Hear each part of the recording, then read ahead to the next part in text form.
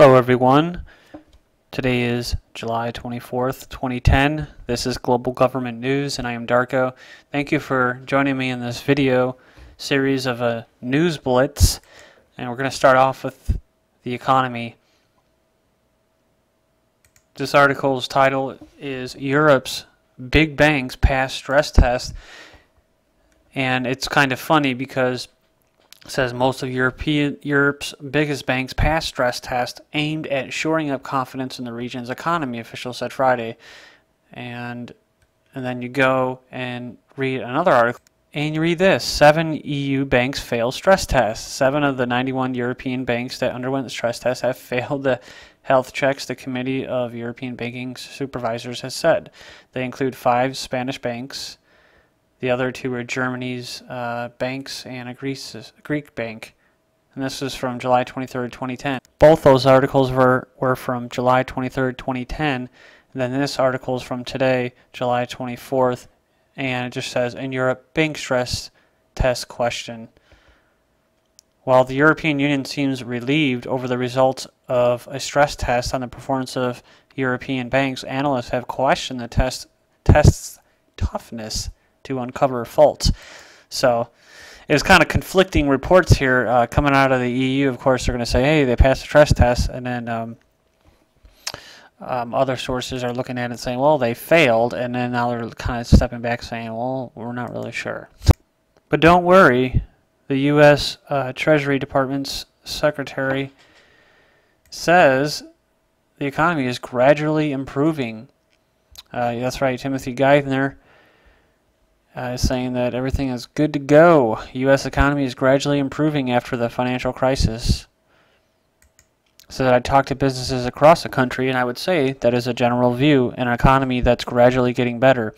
And it's just like Warren Buffett said, they are starting to hire, but they're hiring very little.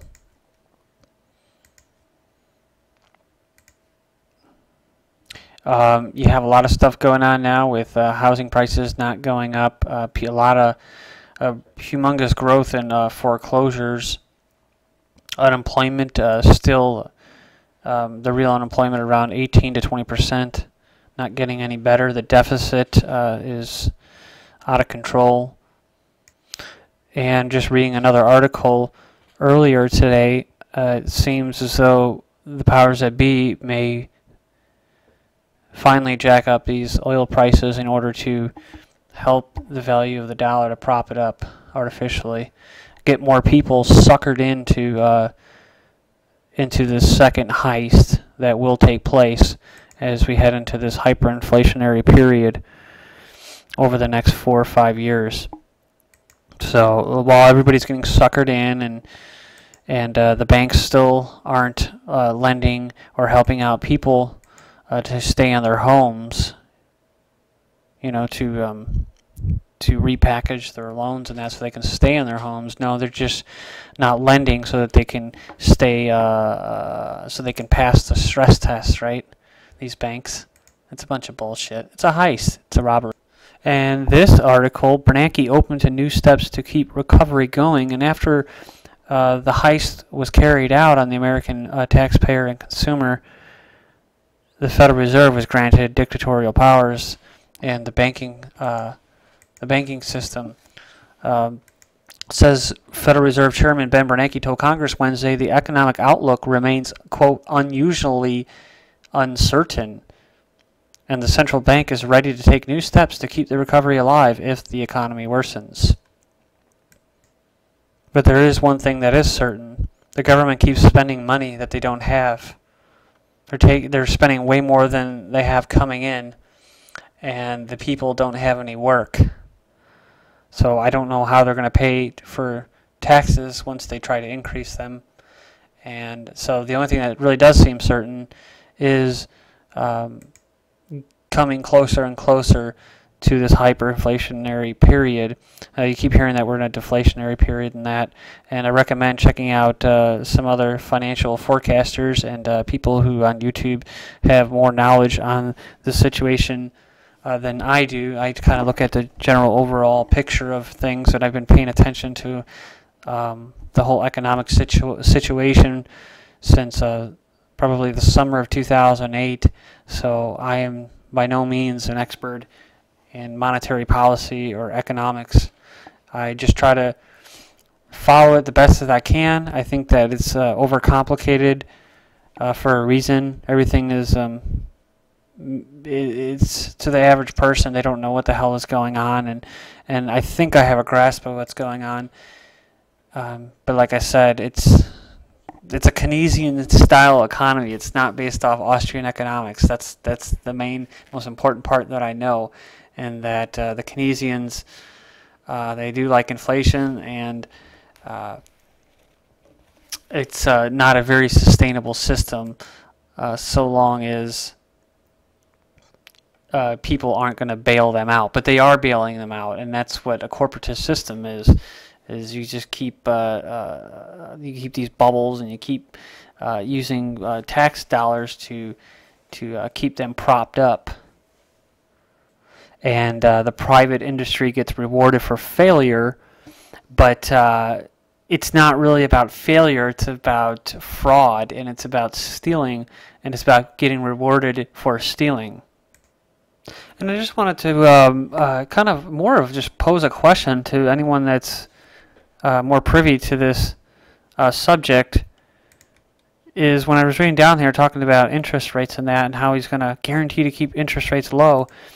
I was talking to a buddy of mine and a while back, and he was trying to explain to me as far as the low interest rates go in the Federal Reserve and why they do that.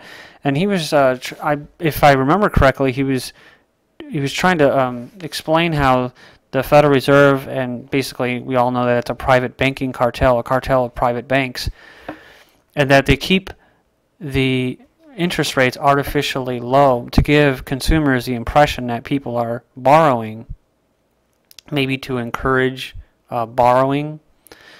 But in reality, a lot of people can't even get loans because the lenders aren't lending. So if that makes sense to anybody, if they can take that to another step in the comment board, I'd appreciate it if you can expand on that, or tell me if I'm wrong, or clarify. Because I'm trying to, like I said, I'm trying to learn as much as I can about what the hell is going on in the world, especially with financial policy and that. Because when we go through school and that, we're not really taught that it's a corporatist fascist system. We're taught that it's a free market capitalist system, which it's not. So let's move on. It says 2011, the year of the tax increases. This is from the economiccollapse.com. This was posted, I'm not really sure, but it was posted today, I believe. It says the following are some of the tax increases that are scheduled to go into effect in 2011. The lowest bracket for the personal income tax is going to increase from 10 to 15%, and the next lowest bracket for personal income tax is going to increase 25 to 28, and you can just move down here and read this yourselves. So it just goes on and says that, from 28 to 31, 33 to 36, 35 to 39. It says in 2011 the death tax is scheduled to return. So instead of paying 0%, estates of $1 million or more are going to be taxed at a rate of 55%. The capital gains tax is going to increase from 15 to 20%. The tax on dividends is going to increase from 15 to 39%. Wow. So that's going to kill people who want to invest in the stock market. The marriage penalty is also scheduled to be reinstated in 2011. The marriage penalty. So lots of taxes on the way for 2011, not including all the other taxes that you already pay, that we already pay.